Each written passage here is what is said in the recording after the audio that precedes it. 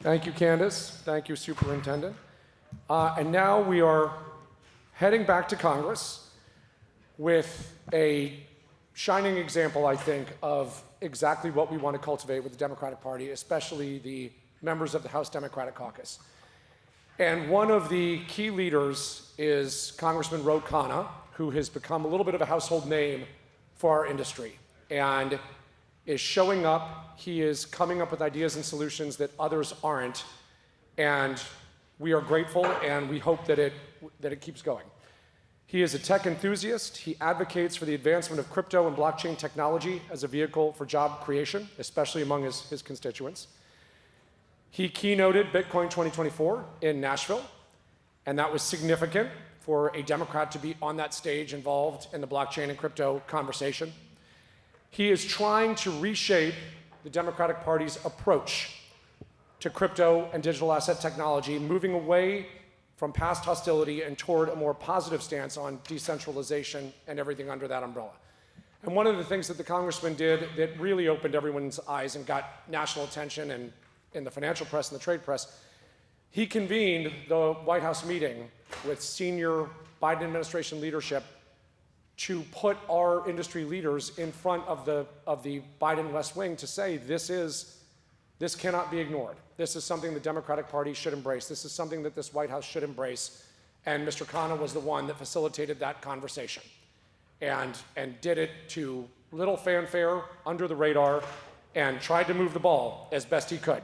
And he was the only one really trying to do that. He co-sponsored Fit 21 and, again, has been there every time we have needed him. We are so grateful he is here. He is going to talk to Marta Belcher, the president of Filecoin Foundation, and we are blessed and honored to have him on our stage. Congressman Khanna, Marta, come on up.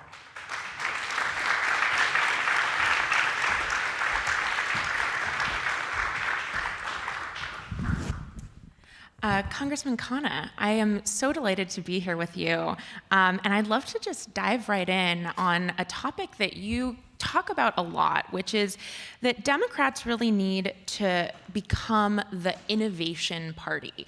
And so I'm wondering if you could talk a little bit about how you see the future of the party. Well, we have been the innovation party. I mean, we're the party of John F. Kennedy, who said to go to the moon. We're the party of FDR that helped industrialize America after World War II. The reality is, if you want to get people to do significant investments in social programs, on healthcare, on education, then showing them that you can do big things in terms of technology builds confidence in helping support the social programs. So I have always been a view, my view comes from FDR's model of leadership, where you bring together technologists, you bring together business leaders, you bring together labor, whole of society to help spark economic growth, economic dynamism in every part of the country. And that's what I've advocated within the party. So what were the messages about cryptocurrency in particular that really resonated with you, that made you an advocate for the technology? One, the autonomy that it gives at a very simple level, that people can have self-custody, that you can have peer-to-peer transactions, that you don't need a central authority to validate this. I just thought it was an innovation that allows people, particularly outside the United States, who don't have the same freedoms, to be able to exercise their freedoms. It allows for currencies not to be debased in places, particularly outside, again, that have had a runaway inflation. And it allows the United States actually to be a leader. We were just talking about this earlier with a few folks with stablecoins.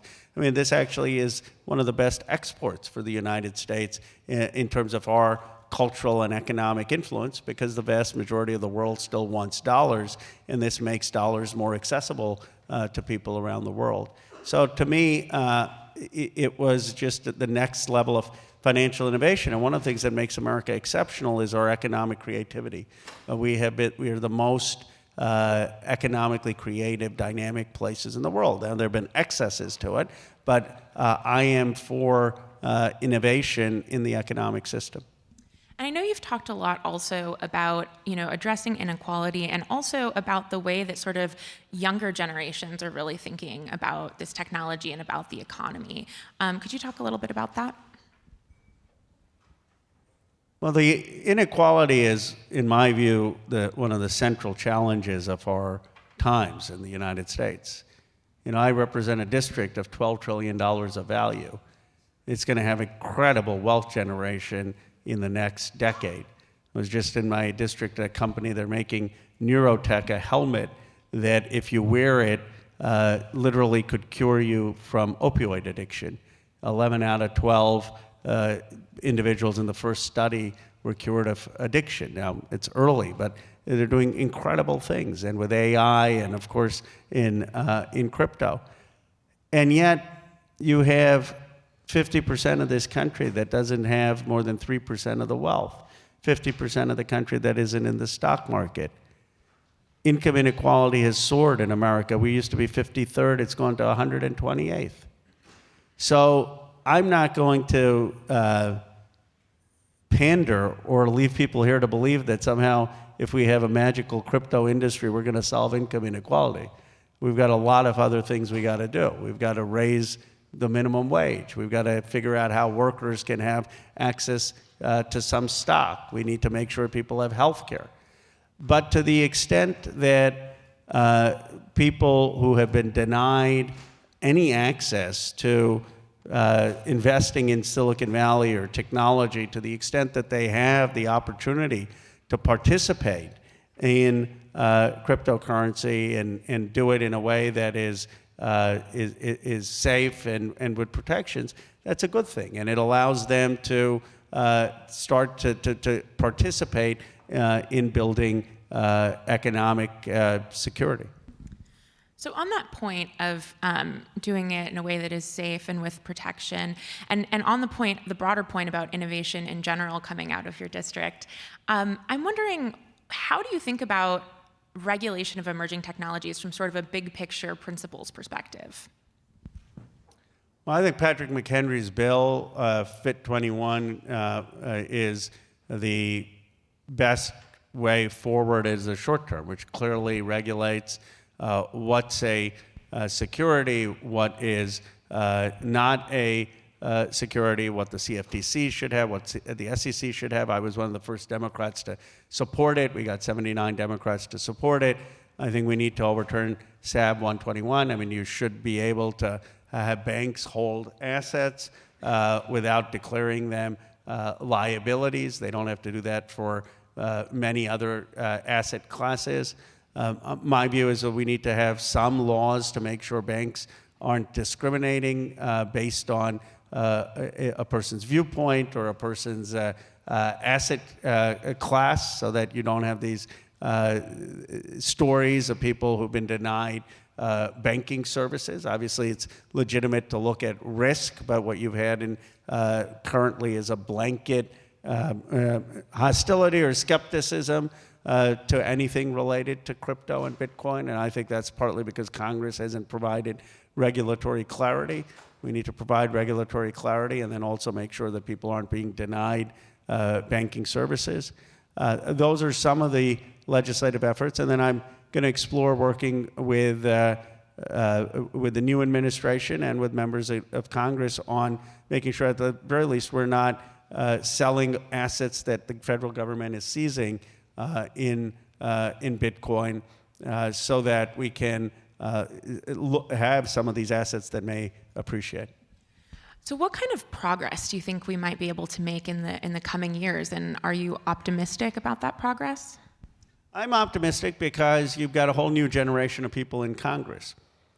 And that means that more and more people are going to take a fresh look at this, not a partisan look. And all of you, what a great turnout. I mean, all of you can help with that, to help people understand how the technology works, what it actually means, what it means to people in terms of transmitting money and getting what it means in other potential areas. and going and sitting down with legislators, members of Congress, and having them open up a wallet, having them have some Bitcoin on a cold storage card. I mean, figuring out just so people get culturally familiar with what it is. And I think as people get more familiar, they're going to understand that it's just a technology, like any technology, and it's a technology that America can lead in, and it's likely to bolster our influence around the world.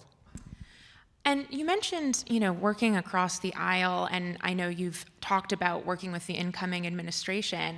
How are you thinking about sort of how this technology is or isn't kind of a bipartisan issue?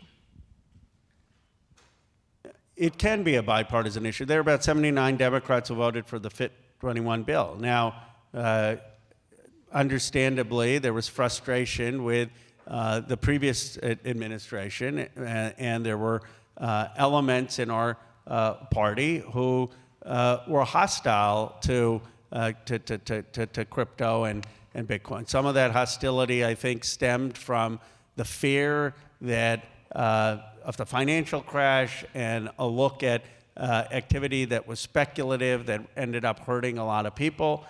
Some of it stemmed from the skepticism of FTX.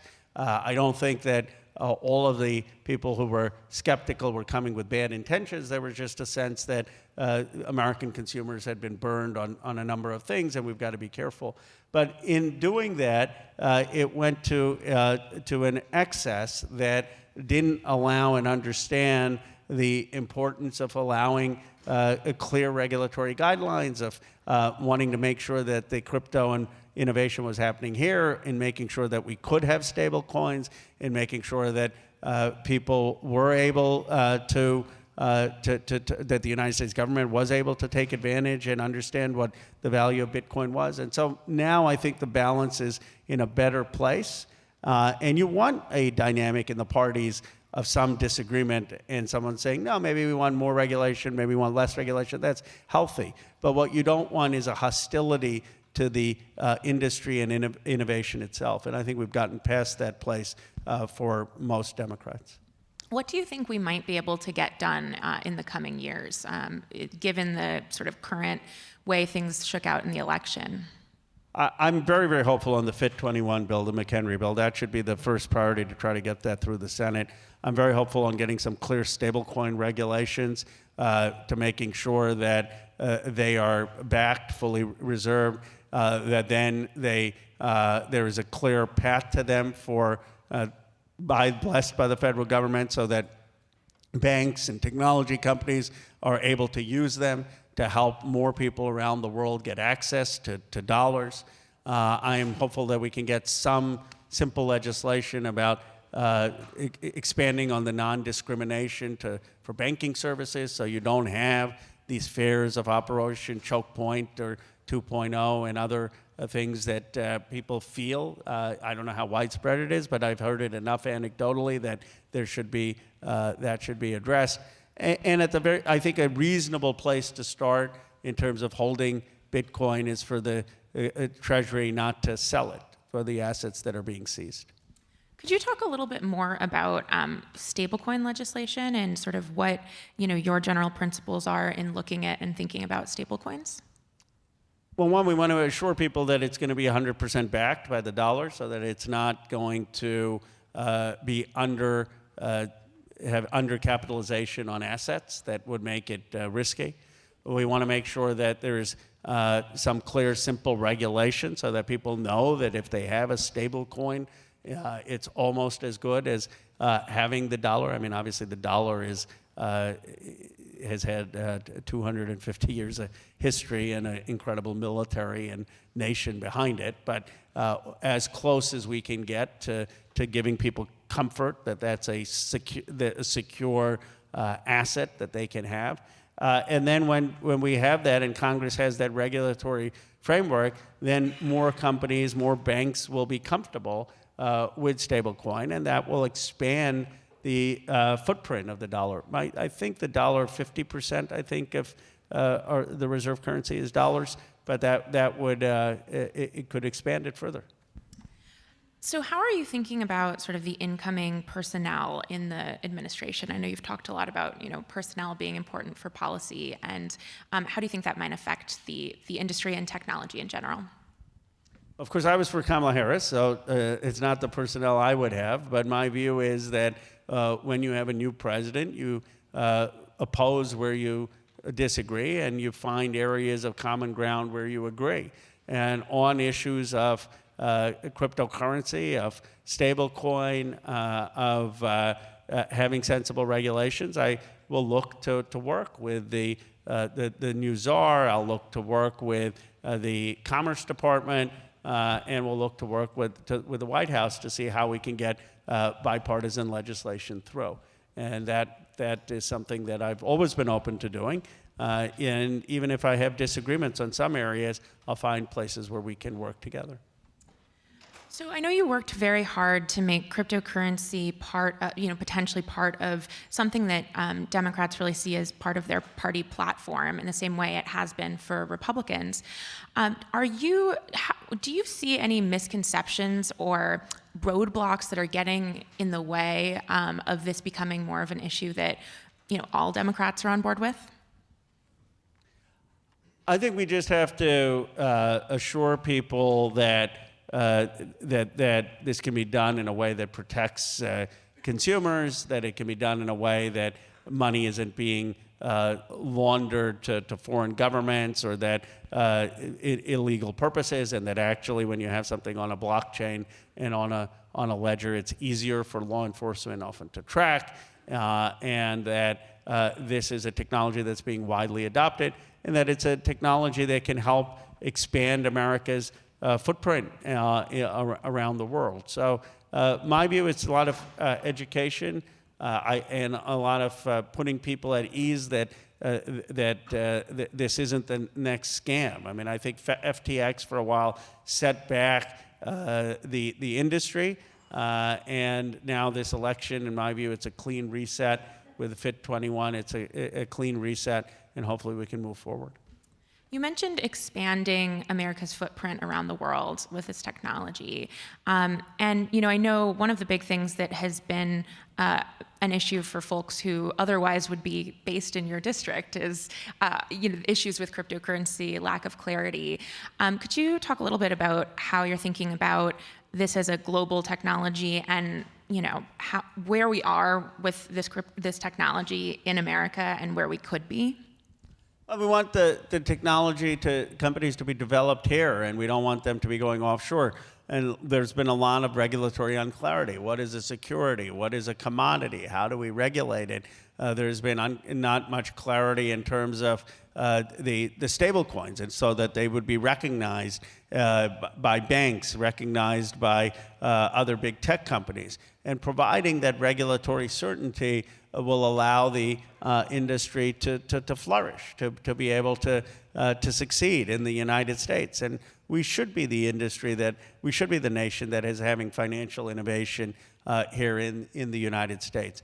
I don't know if every part of Bitcoin or crypto or what all the innovation is going to succeed or not, but that's not my job. I wouldn't have told you that NVIDIA 5 years ago was going to become the company it did. What we need to do is provide the clear regulatory guidance, allow for that innovation, and then see what innovation ends up making the country and the world better. And not every cryptocurrency is going to meet that bar, but that'll be filtered out through the market process. Well, Congressman Khanna, thank you so much for your leadership on this issue, and thank you so much for joining us today. Thank you, and thank you to everyone.